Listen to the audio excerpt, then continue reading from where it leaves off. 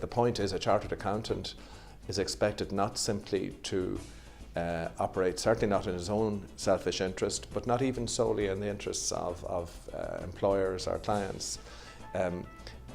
There's an expectation that there's a regard to the fairness and probity, really, of transactions and financial statements that a chartered accountant is associated with. There's a very central challenge to the audit profession in the sense of the mindset that an auditor should bring to the task. Effectively, a strongly inquiring mind is now clearly recognised, and fairness has always been recognised as a criterion, as a requirement.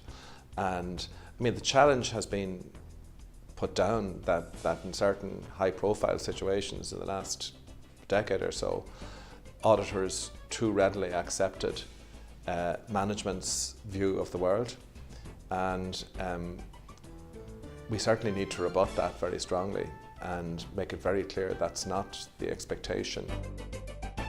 To be quite frank, it's a bit scary when you realise how much we're all the prisoners of a preconceived view of the world, and how conscious an effort has to be made to break through that and really be challenging in the appropriate way. The positioning of that kind of thinking and indeed ethical training generally in our education is something that's really actively under debate. I've chaired the Education Board for the last number of years, and there are fascinating discussions there as to how one best positions these matters in the examination program, and interestingly enough, the problem is that these are not black and white,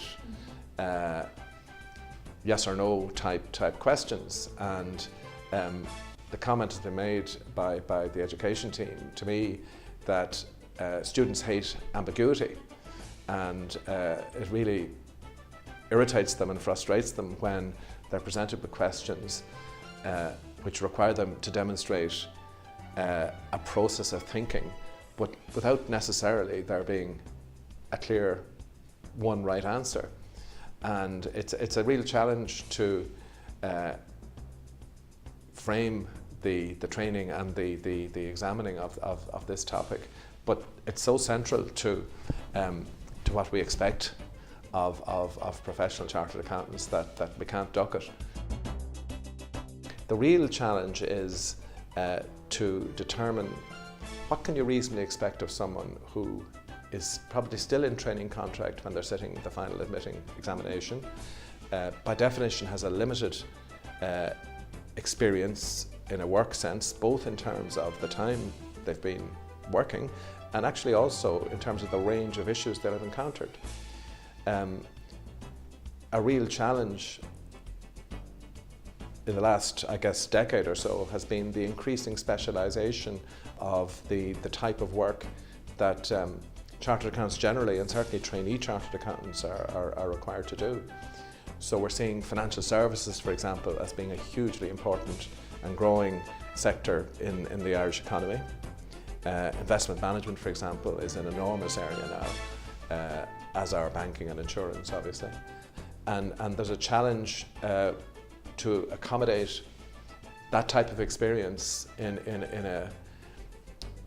a training framework, if you like, or an educational framework, which traditionally taught in terms of classical manufacturing.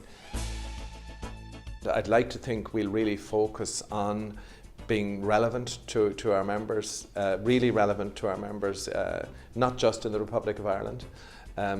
There's a danger that the agenda of council meetings and initiatives launched by the Institute become too focused on matters which are relevant absolutely to a significant majority of the members, but you really want to make sure that it's inclusive.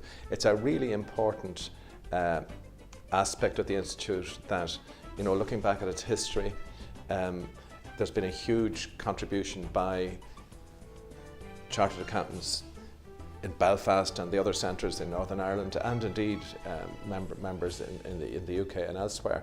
And I think it's a special relationship, is the way I'd put it. It's a really nice attribute. There aren't that many organisations that have managed to retain, an all-island identity down through the years.